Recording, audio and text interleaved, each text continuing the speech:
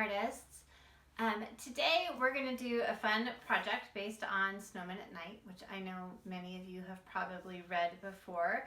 But we're going to do a project that when we're looking at the snowman in the book, we're going to be talking about perspective a little bit. And perspective is how you see things. So you can have different kinds of perspective on all kinds of things. Like you can have perspective when you're telling a story, or if you're reading a story, the perspective of the storyteller may change depending on who the character is, which character is talking. You can have just different perspectives on things that you see happening around you. But in art, perspective is going to have to do with how we see things that are in front of us. So you can have a full front perspective, which means that you are looking at somebody from straight on, or something from straight on, and you're just going to have kind of a flattish view of it. You can have the perspective of something in profile. So a front view would be like looking at the front of this book, right? A profile is going to be if things are turned to the side. So if I turn to the side, you see my profile. If I turn the book to the side, you see the profile of the book. You could also have perspective from a bird's eye view, which would mean that you're looking at it from way up above. So you're looking down, so you're going to see whatever is on the top. That's going to seem to be the closest. A worm's eye view would mean that you're looking at it from way down below, so that you would be looking up. So the feet, or the whatever is on the ground, would seem largest. And then you could also look at something from the back, or a 3/4 profile, those kinds of things. So there's a lot of different ways to see the same object, and that's what perspective has to do. Or that's what we're talking about when we're talking about perspective. So I'm going to read Snowmen at Night to you. While I'm reading it to you, we're going to talk a little bit about some of the perspectives that we see in the book. And then we're going to do a fun little project based on Snowmen at Night. Some of you may have never seen the snow. We live in San Diego, which is awesome in many different ways, but it means that we don't get snow here. You could have traveled to the snow, and maybe you've built a snowman, or gone skiing, or snowboarding, or had a snowball fight. If you haven't done that, maybe you've been to the beach and you've tried to make a snowman, or I guess I should say a sandman, down at the beach out of the sand. So even if you haven't had the chance to build a snowman, hopefully you have done something along these lines, and we're going to have some fun with it today. So this is Snowmen at Night by Carolyn Buhner, pictures by Mark Buhner. Here we have the little boy, and he's starting to build his snowman by rolling the snowball bigger and bigger and bigger, and he's stacking it. One wintry day, I made a snowman, very round and tall. The next day when I saw him, he was not the same at all. His hat had slipped, his arms drooped down. He really looked a fright. It made me start to wonder, what do snowmen do at night? And when we're looking at this one, this is a good one for the bird's eye view, right? So we're looking down on top of the snowman and on top of the little boy. So we see this hat very, very clearly. And we see a little bit of the scarf, and we see his nose, but just a little bit, and it's kind of drooping down. So, so that's that bird's eye view that I was talking about. I think that snowmen, I think that snowmen start to slide when it gets really dark, off the lawn and down the street, right into the park. So here we have a snowman that we're seeing very close up, right? We can't even see all of his body. We can only see his face and a little bit of the top of his body. Here, back behind him, we have the full view of the snowman. And then back over on the side over here, we have the perspective of somebody that's really far away. So we have close up, we have middle ground, and we have background on our snowmen. Let's see.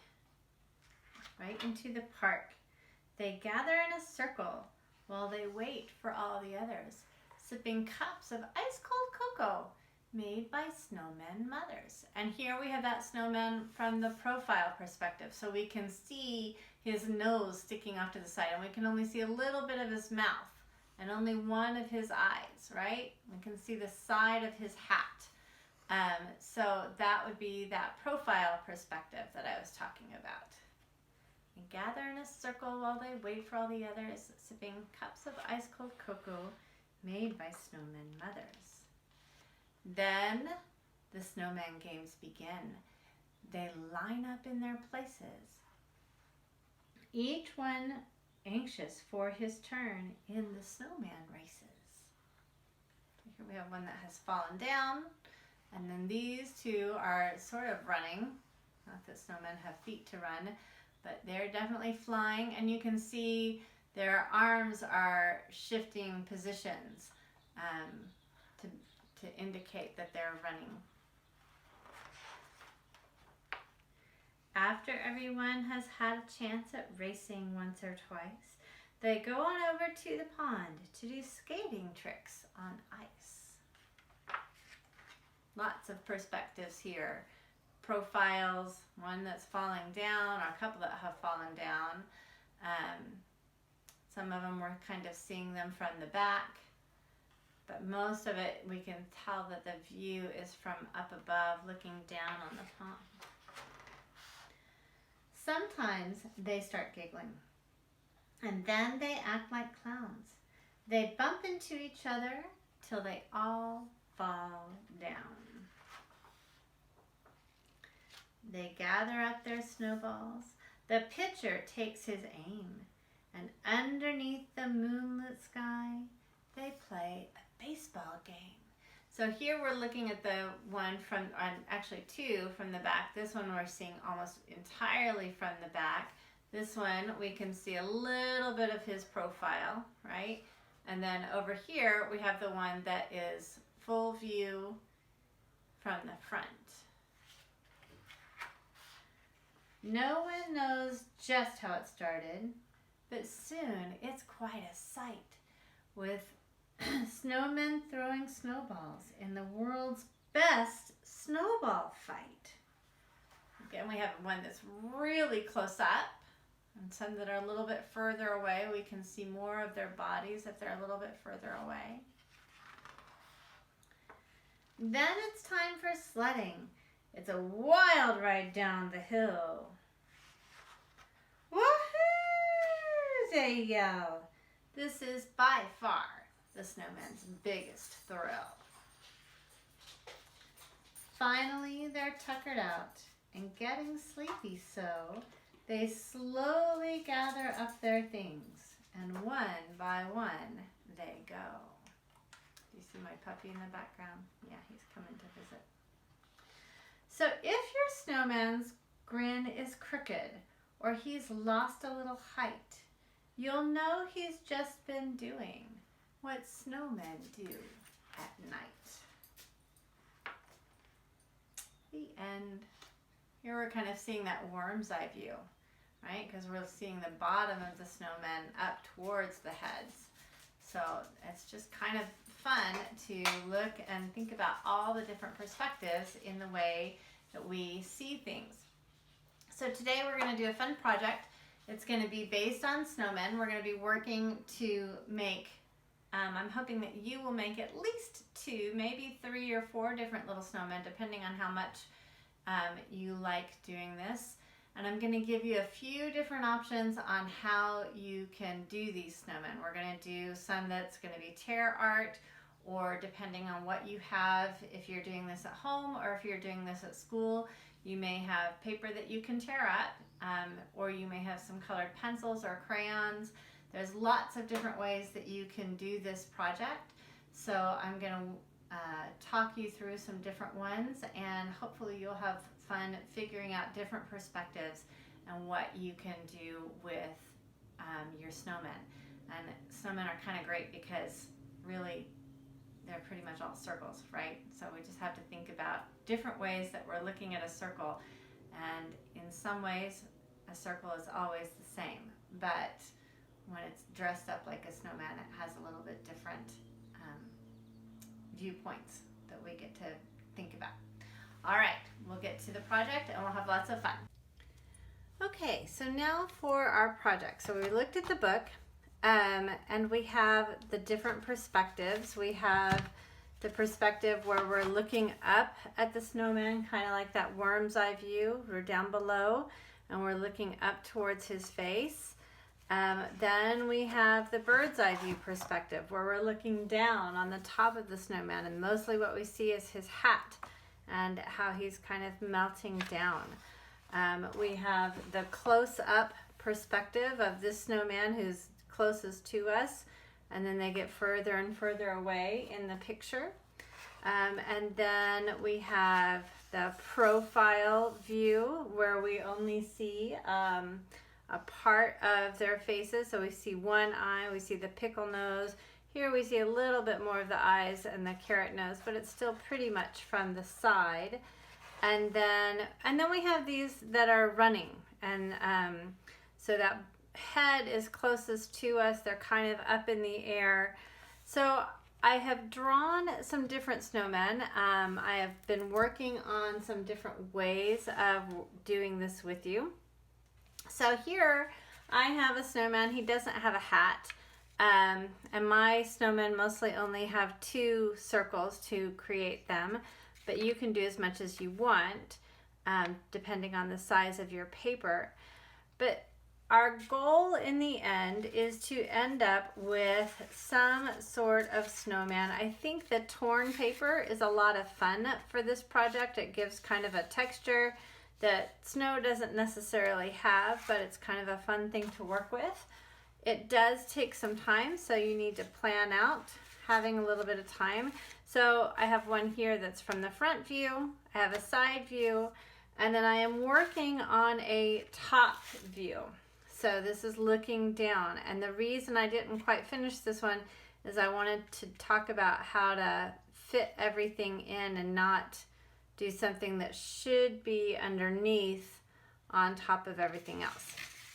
So to begin with, what I used to make my snowman was I took a plastic cup, and there's a couple different things that I used. This one I did a plastic cup, and I can trace all the way around the plastic cup like that. Turn the plastic cup over, trace all the way around. So I've got to hold it nice and steady, put my pencil right up at the edge. And for this one, I'm just using a regular pencil since I'm using the construction paper to fill it in. Now you guys may not have different colors of paper to fill these in. So I'm going to talk about some other things that you could be using if you wanted to. But I've traced my 2 circles. This one is too big. I'm not going to be able to fit a hat on it. So if I want to be able to fit a hat on it, I need to find some smaller circles. So here's one that I've already drawn that has a hat on it. I used the bottom of the cup to trace around for the bottom circle. And then I happen to have this little plastic jar, so I traced around the little plastic jar for the top circle. And that gave me my 2 parts of my snowman body. And I wanted the hat on it, so I didn't put a 3rd one on top of that. Now if I want the hat, I probably am going to draw with a regular pencil so that I can then go through and erase the lines once I've drawn my hat. So if I were to do it in colored pencil or something other than the tissue paper. For my hat, I'm going to draw a semicircle, kind of an oval that goes around, and then I'm going to connect those at the top. If I want to put a little hat band on it, I'm going to do a little curved line, and a little curved line, and now it looks like it has a little hat band that goes around. So there's different ways that you're going to be able to make your snowman. This snowman here with the hat on top, it could be facing forward. I could make it so that I see the round carrot from here. I can see both eyes and I could see the smile if I want to. Or I can, which is basically what this one is. Now this one is done in colored pencil instead of the torn paper, but it's the same exact set of exterior lines because circles are going to be the same from every direction. It's the same set of exterior lines going around for that outline. So once you have your snowman drawn and you've figured out the space that it's going to take and the perspective that you want, so like this one would look like it's much closer up than one of these, right? They're a little bit further away. If they were all in the same picture, this one I would probably have down really close, and this one would be further away.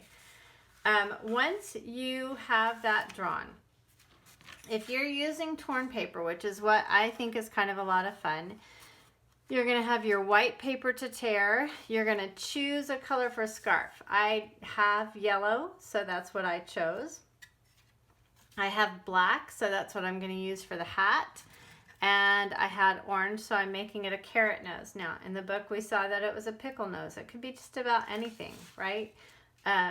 Whatever you want for that nose shape is going to be just fine. So for this one, I started filling it in. I didn't want to finish it. This is my top view. I'm looking down at the hat. So I filled in the white paper all around. And I've got lots of little bits of paper that I already tore up. The other thing is, if you don't have a color paper, you can always make your own. This is paper that I had taken a black marker and I colored the paper to make it black. And then I tore it and I used it for the eyes and for the buttons on this one. So if you don't have paper that is the color that you want, you can always just color the paper with some markers or with crayons or whatever it is that you have available, and you can then tear that paper. Now, it's white paper. When I tear it, sometimes it's going to have a little bit of a white edge. Where it's the snowman, that doesn't matter. That white edge is just going to go away. So like I can put that third little button on there and nobody's ever going to see that I have the white paper edging. If I were using this for the hat, I would be able to see that. So I want to maybe figure out something else that I could do. Does it have to be a black hat? No. It could be any color hat that you want. It could be any shape hat that you want. It could be a little beanie. It could be a top hat. It can be a baseball cap. Whatever you would like. But with that colored paper, I'm always going to end up with a little bit of that white edge. So if I were to put that in there, that's going to mess up the look of the hat. So I have to think about that. So here I have my black paper. I'm going to tear it not into teeny tiny bits, but pretty small because I have a small snowman. If I were doing this on a full-size piece of paper, I would probably make my little pieces a little bit bigger because it takes a long time to glue these down. So I had 2 circles, right? I had my white circle around, and then inside of it I have my circle that's going to be my hat. So when I drew this one, this is what it looked like to begin with. It had an outer circle and an inner circle. The outer circle I filled in with white, okay? The inner circle, on the inner circle I went ahead and I put my scarf into place. And if I want it to have 2 bits of the scarf so that it looks like that scarf is folded over, I'm going to go ahead and do that. So I'm going to put a tiny bit of glue on the back of this second little yellow piece. And this one I'm not tearing down so small, I'm just tearing it like that. So now I've got that. I've got my little tiny nose, and I have a button on the front of my snowman. Now that I have all of those details, now I can go through and finish filling in the black. So for this, instead of putting glue on each individual teeny tiny piece of black, I'm going to put a little bit of glue down, and I've always got my orange tip touching the paper, right? And it kind of helps smear that glue around a little bit. I've torn up several pieces, so I'm ready to go. So now I can take my black and go pretty much right up to the edge of my white. I can cover over that inner part of my scarf. I don't want that to show. It shouldn't look like it's on top of the hat. If the scarf is on top of the hat, then something's wrong with my snowman, right? His neck should not be up above the top of his head. So once I've got that done, I go through and I fill in the rest of it with the black. So my hope is, as you're doing this, that you're going to come up with a couple of different perspectives for your snowman. What are some different views that you could have to show your snowman is a fully rounded guy? If you get that, it's a pretty bad joke, but he's a fully rounded guy. So we can see him from the top, we can see him from the side, we can see him from the front. If you wanted to, you could do one that was looking at him from the back. But just kind of figuring out, and as I need more paper, I can tear more paper. I don't want to tear up a whole entire sheet too early on, because then I just end up with a big mess. And you guys are all big enough now, and you know what it's like in the art room. You have to kind of clean up your own mess. So if you're doing this at home, do not leave it around for your parents to pick up. If you're doing it at school, do not leave stuff out for your teachers or our custodians or the next class to have to come in and clean up after you. So make sure that you're taking care of your space. All right, so now I have my snowman. Looks like we're looking down from up above to see this snowman. So we've got our hat, the top of it. We've got a little bit of scarf poking out from underneath. We have the nose poking out from underneath, and maybe a button. So for these 3 snowmen, 3 different perspectives. Now, this one I did not draw arms yet. I'm going to use a Sharpie pen. You could use whatever you have. I'm going to start it in the snow, right? So I'm going to start it in the snow. I drew it in pencil earlier, so I can just kind of follow that line. And then put that on. I could also do this with torn paper if I want to, but that would be pretty tricky to get it this skinny. Not that it has to be this skinny, but if I'm looking from far up, it's going to be pretty thin little stick lines, right? And then for this snowman, it looks like I missed a little spot on his chest. He needs a little bit more white. So I'm going to put just a tiny bit of glue on this little piece of white. Stick that in there. And then if I want to draw some kind of a little stick arm on him, I can do that. I don't have to. That is up to you. But I have those 3 little snowmen. Now, if you don't have paper to tear, or if you're missing glue, or something like that, you could do the same project using colored pencils. You could use crayons. If you have white tempera paint, you could use that, but that would be a big mess, and that would be really hard to try to get these different perspectives, because you have to wait for that white paint to dry before you can add the other colors, and that would take a really, really long time to be able to do that. So I suggest colored pencil torn paper or crayons if you have it.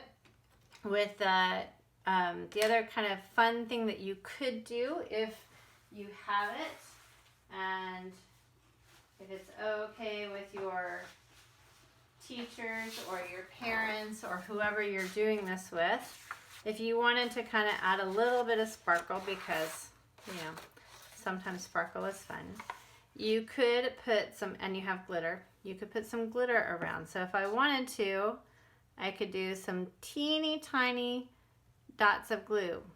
Glue bottle touches the paper every single time. I barely squeeze the glue bottle at all to get that out.